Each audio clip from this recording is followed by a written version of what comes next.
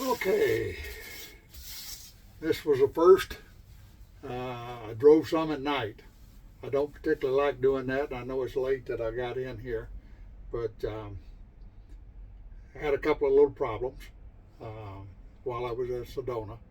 I had registered for a Jeep tour of the ancient ruins, and it was supposed to have been a 1 o'clock tour.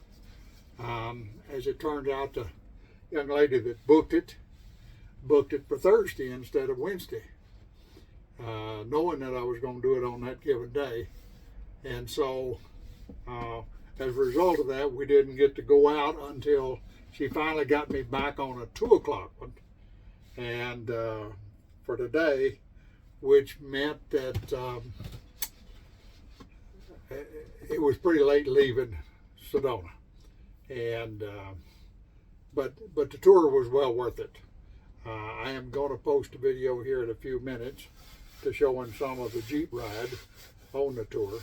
We went back up to the and I'm drawing a blank on the name of the ruins, but we went way back in against the mountains and hiked, I guess 3/4 to half to 3/4 of a mile up to the ruins that were just phenomenal. It was the Hopi Indian ruins, and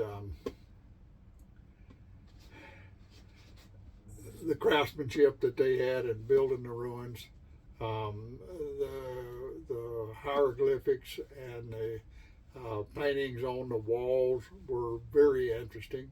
Our gentleman that went with us that drove the Jeep and gave the guide was just he was just amazing. A big hiker himself. He had hiked and crawled in many of the caves up there, and so he knew all about it. He understood the Indians and seemed to have a good love for their lifestyle. I'll put it that way. He dabbled a little bit into kind of the extraterrestrial stuff based on some of the hieroglyphics or the drawings that they had on the walls that made him think that they had seen somebody or had been somewhere or whatever. He pointed out one wall that was quite interesting that you could tell by looking at the craftsmanship in the wall that the first section of it was pretty rugged.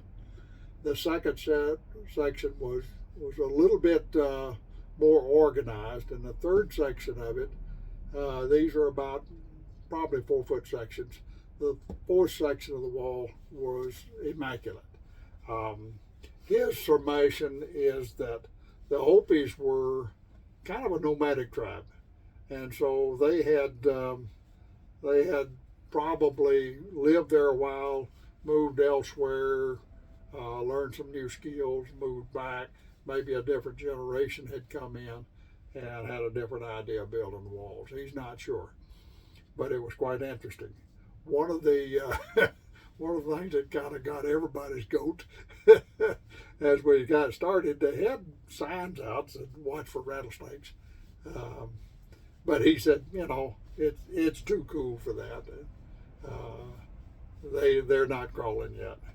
Lo and behold, we'd stopped at one place to look at something that he found that wanted to point out to us, and there laid a rattlesnake just off the trail.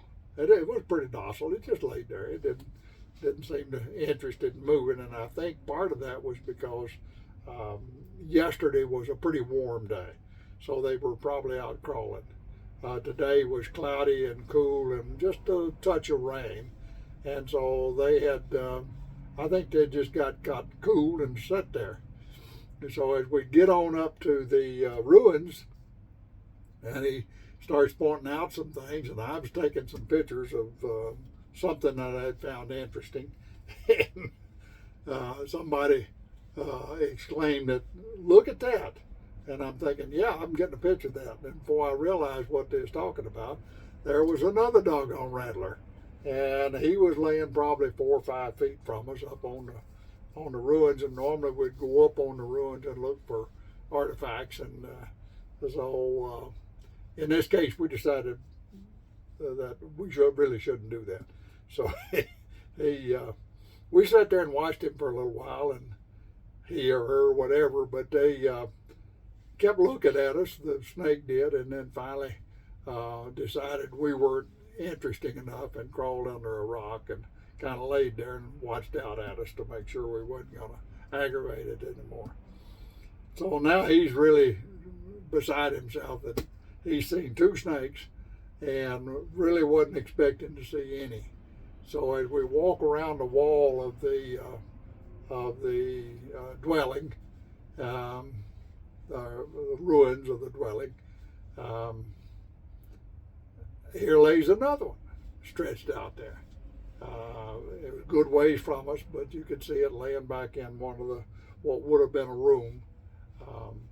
So these dwellings were very interesting. He was a very interesting guy, so it was worth hanging around to see that, and even though it meant me driving a little bit into the night. I am currently in Kingman at a place called Sunrise RV Park. I decided since I was coming in late, I probably would be wise to get into a park rather than trying to get into a Harvest Host. Got a good deal on the park here. I was really looking forward to experiencing Kingman in the morning because I talked to the folks up at Nellis Air Force Base and the visitor center there. The young man suggested that I not show up till about 1 o'clock. And that was unfortunate because I came all the way to Kingman so that I would have a real short trip up to Nellis. But such as it is, so I thought, well, I'll just take the opportunity to. I scoped out Sedona, had a good meal there, had pulled bison barbecue sandwich, which was quite interesting. And in fact, I've got enough left that I'm going to have some for supper tonight. So then tomorrow I had planned to tour Kingman and maybe even drive over to the north rim of the canyon until I found out how far it was, and I'm not going to spend 4 hours to drive over there and see it and drive back. I've seen the south rim, and that's enough. I may do that later on the way back home. So the gentleman at the campground, when I called and let him know that it was going to be after 7 and I needed to go ahead and get all that stuff set up so that I could get checked in. And I said, I think I'll just go down and spend the morning down on Route 66 in Kingman. He said, well, that's closed. Apparently they're setting up for drag races this weekend, and they drag race right down the middle of Kingman. They close off the street and they have the drag races down there. So hopefully I'll be able to see some part of Kingman tomorrow. I don't know if the burros will be out, but with all the activity going on, but I'll find out more from the campground before I leave in the morning. So I wanted to remind you that I had posted several videos of the trip from Phoenix to Sedona and from Sedona on to I-17 just south of Flagstaff. Both drives were quite interesting. There's 3 videos on there. Watch them if you want. If you don't, that's okay. But let me know if you just post a comment out there and let me know if you're interested in seeing more videos of the drives and the sites that that I'm seeing, rather than just me letting you know where I'm at. Also, like I say, I'm getting ready. After this video, after I upload this, I will upload a video of riding around in the Jeep. You might enjoy that, and some of the mountains face there where we rode around. So that's about it for tonight. I'm going to sign off and fix me some supper, and go over to the bathhouse and get me a good shower, and hope to get a good night's sleep tonight. The weather's right nice. It's about 52, 53 degrees. They'd had a storm come through here, but it's blown over, so I don't have to deal with that. And I'm gonna get me a shower, get me some sleep, and see what tomorrow brings. So I'll be posting more videos here in just a few minutes. So love you all. Thank you for following along with me. Later.